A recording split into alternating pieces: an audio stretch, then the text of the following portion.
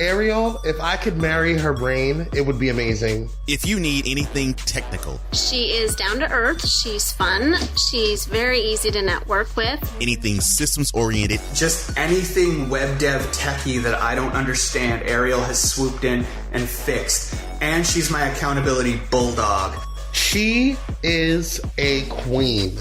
Anything infrastructure related. She is helpful, and she helps guide and answer all your questions that you have about growing your business and networking and getting started.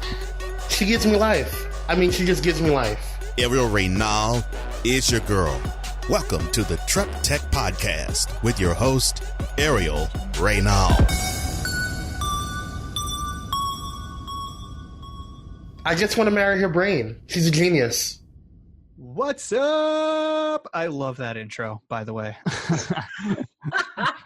I can't not get hyped up when I hear that intro music. And for those of you who have not caught the show yet, I know you're probably expected to hear a woman's voice come up. Hi, how are you? My name is Scott. I am the co-host and I am the producer of the show. And I am here to introduce the lovely, the magnificent, the unicorn, the queen herself, Airial Reynal. How you doing? Hey, everybody. What is up? I'm so excited today. I am pumped. Like you said, that intro gives me life. Makes me want to twerk. Oh, my. I can't. Trust me. I was wondering. I was like, so today, Scott, I want to talk about outsourcing and team. Yeah, that. Okay. Outsourcing and team. Where that goes. I can do that. That's something that's relatively new to me, I guess. It's new and old at the same time, I suppose. Yeah, but you're doing it. It's a good one. I think a lot of people are shit scared to hire a team for no reason. For no reason? Oh, So I'm going to ask you some questions because one of the reasons is it's like, oh, goodness, I don't make enough. So how am I going to hire a team? Because then I have to worry about their income. So how do you do that? I didn't realize you were flipping the script and interviewing me today. Okay. So if the money fear is a big one, I definitely was working like 80 plus hours a week. Oh, no, you said for no reason. Yeah. No, it is, at the end of the day, it is for no reason. Like, I'll be the first to admit I scared myself shitless for nothing.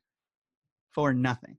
And the reason why I know that, actually, to the detriment of myself, not even for nothing. Like, I scared myself out of a really good thing.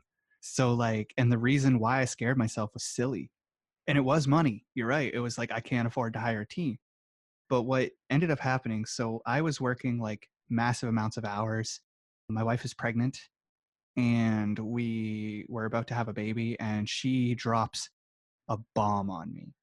And anyone who has heard the show knows that Tor does not mess around. Okay. She doesn't like lightly go, well, honey, I really need you to. It's not that.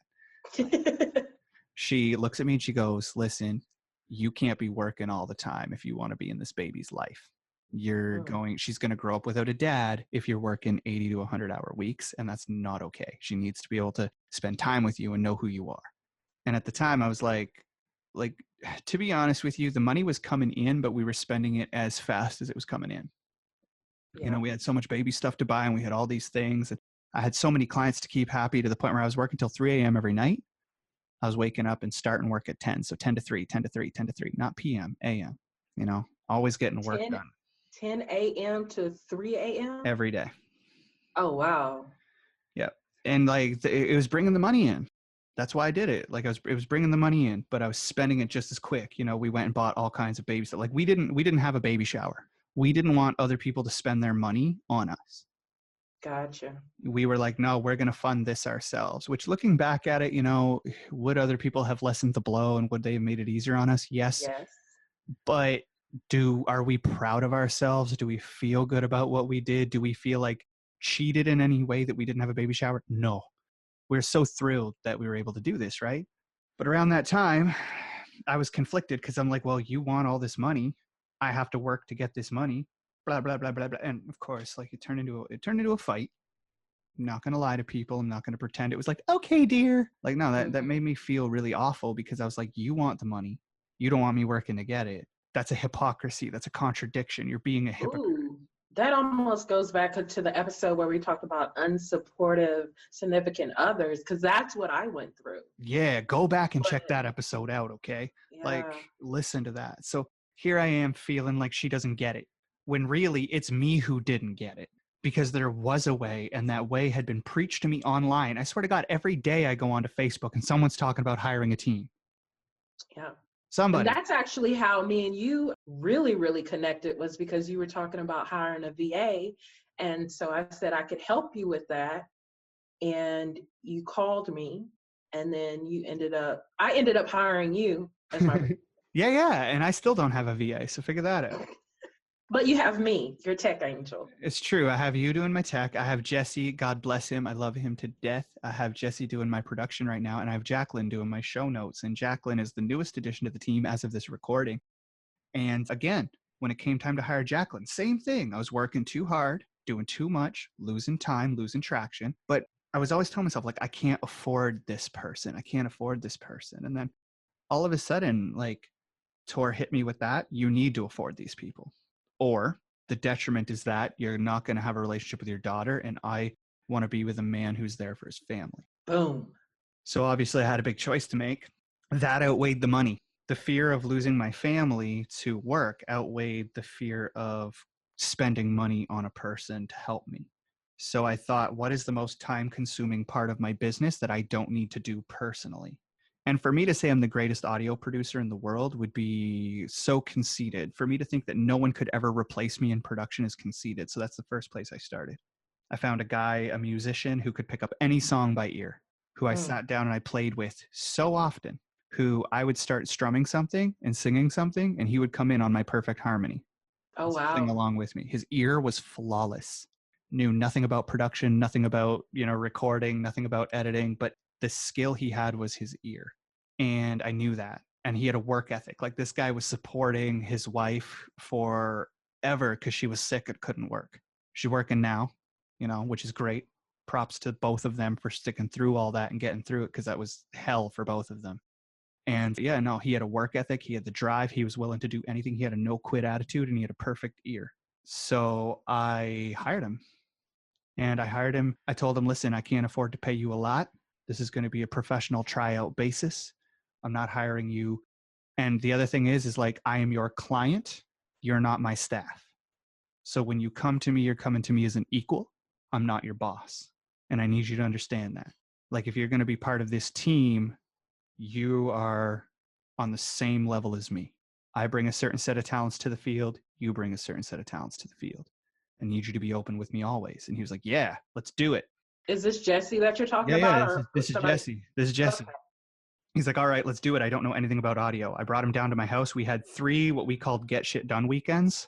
They were training weekends. He came to my house. We worked 3 days straight. I brought him home. He came to my house. We worked 3 days straight. I brought him home. I paid him for them. I didn't feed him. You said that like he's a puppy. Oh, yeah. No, that's, you know what? Sometimes he feels like man's best friend to me. Like, he feels like the most loyal person ever. Like, he is amazing. It's just phenomenal. And he's happy. He's always wagging his tail. Like, it's crazy. Like, you give that, you throw a hat and he'll just run and catch it in his teeth. Like, no. And he's listening to this right now because he is editing this episode. Yeah, no. So he's sitting there being like, fuck, Scot's comparing me to a dog again. Why does he keep doing that? Damn it. Jesse's not a dog's name. No, like, let me ask you some questions, because you dropped a lot, and I hear things that are behind the scene. Yeah. So you had a decision to make because your wife said you need to make this decision. Yeah. I'm surprised you didn't run the numbers, because you're such an analytical person. So how much is an hour of your time? Do you have that off the top of your head? I know you don't work by hours, but... No, I don't have it off the top of my head. I really don't. But, like, the reason why I didn't run the numbers right away is because for some reason, I never think I earn enough, because I never have a lot of money in the bank at the end of the month. And that's not an income issue. That's an expenditure issue. That's me not being disciplined, right? Right. So hiring a team meant I was going to have to find money where I would normally waste it. And I didn't know that at the time. So what ended up happening. How much time has Jesse taken off of your plate? That's the amazing part. Okay. So Jesse has taken anywhere from 25 to 50 hours a week of work off my hands, depending on the week. Wow, that's a full-time week. That's a full-time job. And yeah. The funny part is when he started for free. I told him that I didn't have any money to pay him this month, so it's going to have to wait until next month. And he went, send me some files. I need to practice. And then what about with Jaclyn? How much time has she freed up for you? That is, again, that's a work in progress right now because, again, I'm working through some budget and I'm trying to find out how I can pay her and where I can actually get the money to consistently pay her. So as it stands right now, she has done, I want to say she's saved me somewhere around 3 hours a day, give or take. Wow. So 3 hours a day, 7 days, she's about 21 hours a week. So your team theoretically has helped you save 50 to 80 hours a week in work. Yeah. And the funny part is both of them were more than happy to work with me from a financial aspect. So even at 80 hours, so even if that was $10 an hour, which I know that's not your rate, that's $800. Yeah. So you see, running the numbers, it really helps out to hire the team. So it's not about, I can't afford it. It's, I free up my time so I can do other things like bug Airial on her podcast. Yeah. Which I call being the face of a brand. It's funny how those things change. Right. Market, sales calls, getting the clients. Yeah. All of that. It frees up that time. So it's here's where it clicked for me. Like Jesse started doing things for free at first, which means I didn't have to do them and I didn't have to pay him. Mm-hmm. And that felt wrong to me. It felt really weird to me. I didn't like it, but he was hungry, right? He wanted to prove to me he could do it. Yeah. And people are out there that's like that. And there's people that love to do the tasks that you hate to do. For instance, for me, you'll ask me to do a landing page or something. I'm like, okay, that's too easy. For you, it'll take 1 billion hours. For me, it'll take 2 seconds. Yep. So it's people out there that love to do whatever it is that you hate to do, that you can give it to. And sometimes it's not about the money. It's about the pure enjoyment of doing it. Yeah. The following month, I sent him $300 because I was so appreciative that he did that for me. And then that month I was able to I got 2 clients on. So the following month I sent him 700. Then the following month I sent him $1,000. And the following month I sent him 1,200. So by 6 months, he was making like $1,200 a month sitting down in his jammies editing. Wow. You know, and like that to this day, we're still negotiating. I split freelance projects with him if they're unexpected and they come in and someone's like, hey, can you and your editor do this? I'm like, yeah. And I split that down the middle 50-50 with him because it's not part of our daily workflow and I'm throwing more work on him. So if he really wants it, he takes half. You know, like I'm always looking for ways that my team can make more money outside of their regular job too. Jaclyn's another one. Right now she's doing show notes for me, but I know show notes has a ceiling. There's only so much she's going to be able to make there. Same with Jesse. There's only so much she's going to be able to make there. But the freelance gigs up his wages. And then with Jaclyn, I'm going to let her start doing copywriting to my email list and taking a percentage of sales off of what she sells. If her letter sells, if her email sells, shouldn't she make some money off of that? You know? Yeah, and that's why I'm trying to create our brand, whole business. I'm like, girl, do you know what skills you possess? Oh my gosh, and how much they are needed. So at one point, my team was a liability to me internally. I was like, oh my God, if I hire a team, they're going to cost me money. But listen to what I just said. Having Jesse there allows me to take on freelance jobs and not have to touch them myself. Having Jaclyn there allows me to not have to write all of my emails. So they're at a point now where they're driving money into the brand. So once upon a time, they were costing money. Now they're generating money. Right. They refer people to me. They refer business to me. You know, if they know, like if Jaclyn's a writer, if someone wants a podcast, she's already sent me people who want to start podcasts. You know, Jesse's constantly flying the Podcast Bay flag everywhere he goes because he's proud of the brand and he helped build it. So like these people have an individualized stake in what we're doing. But you instilled that into them too. So that's that your leadership that helped put that in them, and to delegate. Some people have a problem delegating. Did you deal with that? Yeah. I'm a control freak. Everything Jesse touches to this day, I still listen to. And I will message him back with notes and revisions I want changed. For a long time, I would just do it. I would go in and I would do it, and I would make the revisions and I would make the changes. And then I realized that that's still me touching his job. One, it's offensive because he should be trusted to provide a good product all by himself. Two, it's kind of micromanaging. And three, it didn't solve my issue of, like my time saving, because I'd have to go in and correct things. So now I kind of upfront with him and I'm like, hey, I need you to fix this, fix that. If a client has an issue with something he did that's on his shoulders now, I take the blame from the client. Like I still do all the client services. So like the client will get mad at me, and I'll take that and I'll transform it into, hey, Jesse, when you have a moment, would you mind doing this, this, this, and this? Like I'm that shield. Like that's my job, is to protect my clients from my staff, to protect my staff from my clients, because it's not always sunshine and rainbows when mistakes are made. Hiring this team gave me the ability to be a dad again, to be a husband again, to not have to do all my own sales and marketing, to not have to do all my job. And I love that you said I instilled that thing, because like the way most people picture business, right? I'm going to draw a diagram of this, I think, for TrepTech, just so that people who are in the academy or people who are on your mailing list or people who, they can get a little bit of extra on this. But like most businesses have a CEO on top, then a group of executives underneath them, then a group of, regional managers under them, and then district managers under them, and then managers, and then employees. And it's this big, big pyramid, right? I was about to say the pyramid scheme. Yeah. So it's a great big pyramid, but it's always one guy on top delegating down. My business is a circle. Okay. I am a sales and marketing and branding kind of guy. I get out there and I'm the face, and I generate the buzz and the interest. And then I do the admin, like delegation. I need you guys to do this, do that. And for the most part, they delegate to themselves. I don't even have to do that really. Jesse is the sound. He's my ears. Jaclyn is my eyes. You are my hands. You do all the operations and all the stuff. Like you handle, you're my, like if all of you covered a sense, like, and I'm the smell, because I smell all the bullshit out there. Right.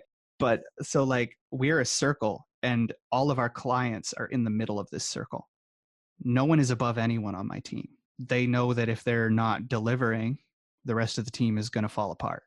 We're all a corner of the square. We're all a peg in the wheel. It is one big wheel for us. And like, so each and every person has some big component, and they all take personal ownness if a client is let down. Right. And that is so important. Now, with that, because you have like this perfect team, but did you hire people before that, or try people out before that, and it just didn't work out? My hiring process is a long one. So with Jesse, I've known Jesse since he was a 4-year-old boy. Okay. Gotcha. I've known Jesse a long time, and he has shown me through 26 years what kind of person he is. So I know who he is deep down to his core, and I know he's the kind of person I want around me. Jaclyn has been in my life as a friend for, I don't know, I want to say 9 years, 8 years, 9 years. Like she's been around for a long time as a friend, as a musician as well. We talk music a lot. I know that writing is her passion. You know how many manuscripts that girl has sent to me? I'm writing a novel. Can you check out my manuscript? Can you read this manuscript? And once upon a time, when I had tons of time, I read them all. Now I'm sorry, I can't. I'm so busy that I can't actually be your friend this way. We're going to need to find a new way to be friends, right? But I called her out of the blue to talk about publishing and stuff like that, because she's finally written 2 books and wants them both published, which is so cool to me. And I said, like, I need help. I need a writer. Like, I'm up the creek right now, and I know you're passionate about it. Do you want to talk? And she was more than happy to open up a dialogue. Before we even talked about money, she was already looking at show notes and seeing what she could do. Once we started talking about money, she started looking into SEO. Now she's doing investigative stuff. So like she's actually going in and researching the guests and pulling stuff out of their bios that she can use in the show notes. So she's going above and beyond what I think the pay grade is, even, because she's that passionate and fired up about this, and she wants to do that good of a job. And like with you, we tried joint ventures together that failed. We have done episodes together. We have seen, like, you appeared on my show countless times. We have done, like, you and I have gone through the ringer for about 2-3 years now. I know what you're made of. I know who you are as a person. Now, granted, there's things I don't know, but I know that your honor system, your code of honor is what I need. You know, I know that you're an honorable person, that you're going to do the right thing when no one's looking, that you're going to, like, and that's what I need in my life. I need character. You can have all the skills you want, but if you're not a character that I need, you're not around. And character takes time to find out. So I never rush a decision. I've worked with other people who really let me down. I sent them business after business after business. And if I sent them 8 referrals, they pissed off 7.5 of them. You know, like I've seen that happen. And so guess where those people are? They're not in my circle anymore. But what did you learn from that? I learned that people are who they are and I can't make them who I want them to be. I learned that not every skilled person is a professional. I learned that sometimes people are better off just your friends and not involved in your money or your reputation, because they will ruin it or tarnish it or impact it in a negative way. I learned that not everyone can be trusted to get a job done. But I also learned that doesn't make people bad people. It just makes them unsuitable for the kind of team I need. Like if Jesse or Jaclyn needed to be micromanaged, they wouldn't fit in here. I need a team who can literally like not talk to me for 3 days and still get their stuff done, because I will disappear sometimes for 3 days straight. Like I'm dad, you know, I'm going on vacation for a week or 10 days in a couple of months, and my team's got to be able to run independent of me because I'm not answering my phone. Oh, good. You're not good. No, you're getting 10 days off, Airial. But, you know, like, could you imagine? And if I were a micromanager, would you want to work for me? Or, well, I should say work with me. Would you want to work with me? Exactly, right? No. Like, No. But other people need it. It would drive me crazy. But other people need it. And that's the culture they need. They go find that, right? Like, I'm not about trying to fit a square peg into a round hole. I want everyone to fit, jive, have fun, be able to tell jokes with each other. Like, we've said some things in our private chats that we'll never ever get out because it's hilarious to all of us, but other people wouldn't understand the dynamic, you know. People would get offended. Like Jaclyn and I literally on work time spit Rage Against the Machine lyrics at each other in a group chat when we were talking production, and then out of nowhere Renegades of Funk just started flying out, and we just started jiving back and forth, and Jesse was sitting there confused because he's young, and and I'm confused just because you're fabulous. So, like, you know, we're spitting Rage Against the Machine lyrics at each other, and that's our work culture. Other people will be like, can we make it more professional in here? No, go away. Yeah, it's not fun. No, so like it's all about finding the culture that jives for you. And I want people that I can trust to be my equal in business, you know? And those people, like, I'm trying to train Jesse to be able to earn more money than me. I'm trying to get Jaclyn into a mindset where she can earn more money than me. You and I are working in a capacity where I just told you the other day, like, here's a business model that will earn you like 10 times what I make. Yeah. You know, and I was so keen to do it because, like, if you guys all succeed, first of all, it's a whole lot less I have to pay you personally. But the other part of it is that, like, I literally just watched my team level up. And if you guys leave me, well, then there's an opportunity to level up someone else. But also, I'm not leaving you. No, but right? I'll also always have your skills at my disposal. I'll always have your friendship. I'll always have your trust. We'll always have good vibes. But I'm trying to put myself out of a damn job here with every single one of you. You know, like, well, you don't do what I do anyway. No. Well, you'll try, and then I'm just like, Scott, why didn't you just send it to me in the first place? It takes me 3 hours to make a graphic on Canva, okay? It's the saddest thing. I'd be like, Scott, here. I did the landing page for you the other day, and I was like, oh, I just threw it together in the middle of the night, and you're like, oh my gosh, it's perfect. I'm like, my jaw hit the floor. It was better than I imagined it. And even Jesse was like, see, that's what I'm talking about. You're good at it. You just did it.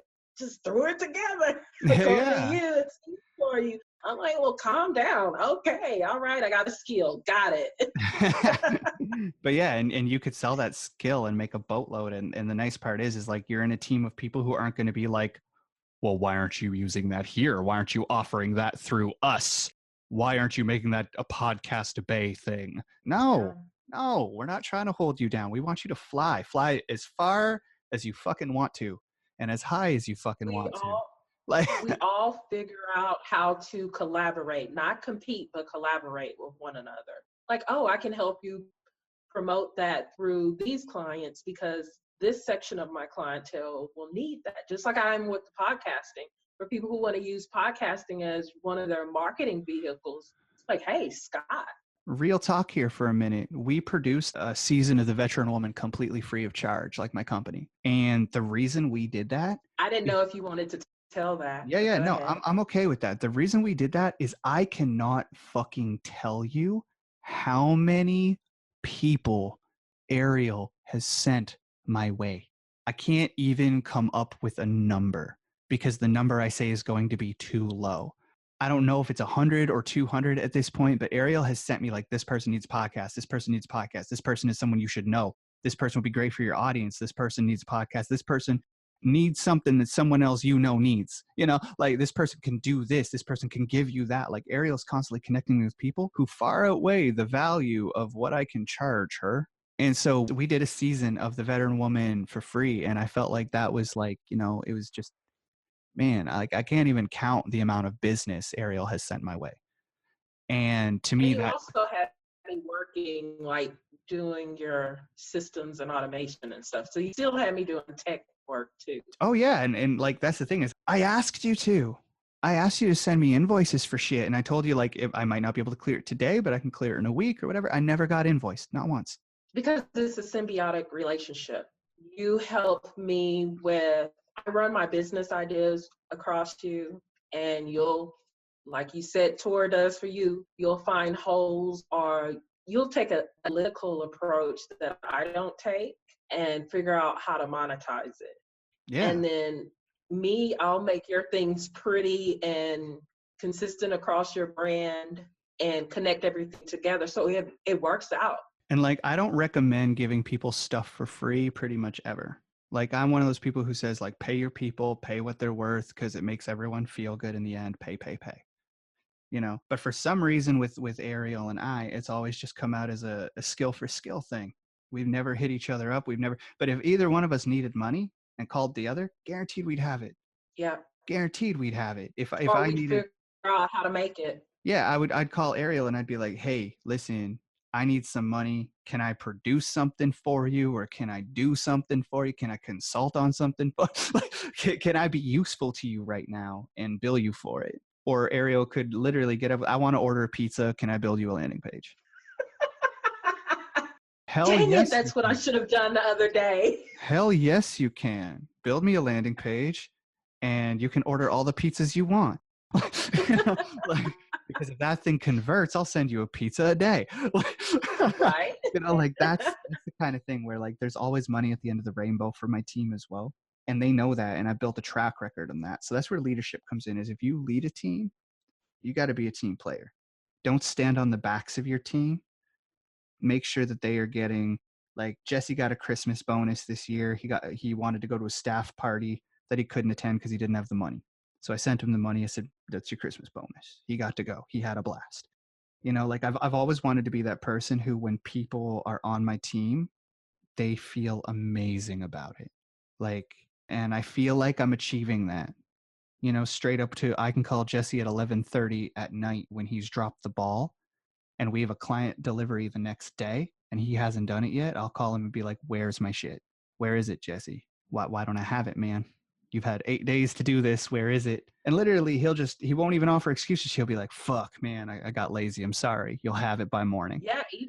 Even when he had a good excuse that he wouldn't tell you, he was finding a way not to drop the ball. That kid was walking to a coffee. He didn't have internet for a month. And that kid was walking to a coffee shop every day in the morning, sitting there with a coffee, uploading his stuff, going home, working on it, walking back to the coffee shop, sitting with a coffee, uploading it to me, going home, and I was none the wiser. I've been blessed with an amazing team. I'd call it a blessing, but I'd also call it screening. You got to find the people who won't let you down. Yeah. And plus we all get along with each other. Also important, respectful people. That's a big thing. You're going to know who you are as a person, or you should know who you are as a leader, and you're going to know who's going to jive with that. Like, I've got people, I know leaders who work closely with me who are micromanagers, cannot wait to get rid of them. I don't need their money that bad, because like I hate being micromanaged and I don't want that relationship, you know? And so like that's one of the things, like it boils down straight to our clients. Our clients even reflect our culture. They're laid back, they trust us, they know we're going to get it done when we get it done. They know we'll never ever miss a deadline. That's all they need to know. They don't tell us how to do our jobs, they don't tell us when, you know? And that's the kind of culture we have here. So like hiring a team went from being super super stressful to being probably the most cathartic, amazing, positive thing I've ever done. Yeah, And because our Monday team calls are a blast. and And I don't everybody, even know why we call it team call, because it's a business meeting, but it's a powwow and it's a laughter moment. And I don't know, there's so much fun. I look forward to them. I wake up for them. we literally talked about last call, like I'm going to flat out say last call, we talked about everything from competition really screwing over their clientele. We talked about bubble bath in green palm olive because I was poor, and like, you know, like we were poor, so we both got to bubble bath in green palm olive. We talked about growing up And poor. I said, no, that's a hashtag growing up black. And you said hashtag growing up poor. Yeah. Yeah. Like, I mean, we talk about everything, all of us, and it's amazing. we talk about what keeps us up at night, what we're struggling with. We talk about our wins. We talk about what needs to happen this week going forward. We talk about our money and how we need to settle it, who we need to settle it with, what we're making. We talk about the opportunity. And we compliment each other. So we say like, oh, you're great at this. Keep doing it. Oh, you look great today. Or, I mean, just we motivate each other. Yeah. And none of it's fake. None of it's trying to fish for compliments. Like it's all just, we are a culture built on positivity, built on results, built on professionalism, but not the kind of professionalism people think. We're not suits and ties sitting there being all formal. We're professionals in that we always refund when it's asked for. We never let a client down. We always meet deadlines. We always, like, if we say we're going to do something, we do it. Like, that's how we're professionals. So when we get on our meetings, yeah, we're swearing at each other. Yeah, the people who are smoking, they're smoking. Yeah, the people who, you know, like that happens. I don't even care. Like that happens. Yeah, we're talking about movies we watched and like good weed I smoked back in the day, like way back when. And, you know, like there's all kind, like we talk about some crazy stuff. Our relationship problems. Yeah, we go into some crazy stuff. But at the end of the day, get things done. We don't have a single client who's upset. We don't have a single team member who's upset. We don't have any bad blood anywhere. And what's crazy is there are no written contracts between any of us. This is all verbal and it's all based on honor. And every single one of us feels like we're getting what's ours and we're getting what's due to us and we're getting what's owed to us. And some people would say that's crazy and it's stupid, but if you're an honorable person and you don't really plan on screwing anybody and you don't really plan on legally pursuing anybody, like you don't need more than a word, your bond, and the results, you know? Now, see, my experience with hiring a team or outsourcing has been different. So I think we'll leave that for part 2 of this. Cool. I'd love to hear it. All right. And then you can interview me. Yeah, let's do that. I'd love to do that. So I think that's my ending thing is like hiring a team was scary at first, but I really found people that I knew were going to be the right people because I knew that it wasn't based on like, oh, we're going to make so much money together. It was based on I really love and respect who you are as a person and what you're capable of. And then that team went from being the scariest thing I've ever done to the most lucrative thing I've ever done. And then even further, it greatly impacts my personal life as well. And so that I think hiring a team is probably the single most important thing I've ever done in my business. Even though it was scary as hell at first. For no reason. Because look at all the good that came of it. Well, exactly. And I've been here the whole time. Yay! Yeah, you've seen it. You've watched it. You're not getting rid of me. I remember when Jesse was like, welcome to the team. I'm like, I was here first. Like, yes, Scott was like, Airial was here first. I was like, okay, thank you. I'm glad you said it. Yeah. Airial's got a bit of a different thing. She's a hired gun who comes in when she wants to and when there's work for her. And so Jesse had no idea that Airial and I had worked together in the past on things. And Jesse was like, welcome to the team, Airial. And I was like, actually, man, let me correct you now before she does. Thank you. But yeah, no, it's been good. And I've had a lot of fun. And one thing it did cure for me, entrepreneurial loneliness, which is a topic for another day. but it got rid of that for me. So true. You know what? I think that's why I love it so much. Mm-hmm. Yeah. Because we're able to actually talk about the ups and downs, the lows and the highs. And we can, especially you and I, it's like, okay, can you jump on the Facebook Messenger video call because I'm going through some shit right now and I just need to talk it out. Then I need to figure out a plan on how not to let it affect my business. And that's really, really needed. That is a good topic to talk about. Yeah, that's definitely one for another day. I feel like this one's running long, so we should probably draw to a close. Do you have anything you need to add? That's because you talk so damn much. Sorry, I'll give you your chance next episode. You got me all excited about team talk, and I love my team so much that I knew it was going to be a long one. But definitely, if you're thinking about hiring a team, do it. It's worth your time. It's worth your money. It's worth your mental health. It's worth it. If you want to reach out to Scott or I to find out how to hire a team, how to go about it, how to do contracts, how to hire a VA, or whatever you need, make sure to reach out to us.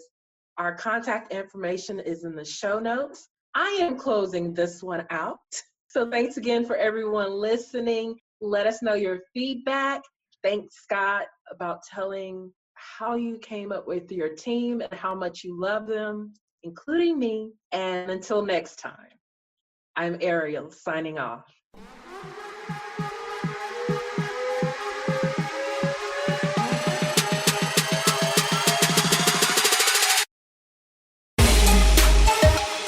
Thank you for tuning in to the Trep Tech Podcast. But if you like what you heard, go on to Apple Podcast and bring her a 5-star review. And also, if you want to check out her service while she transforms mindsets, navigating entrepreneurship, leveraging technology, building relationships while bridging the gap in your business, check out TrepTechAcademy.com. That's TrepTechAcademy.com.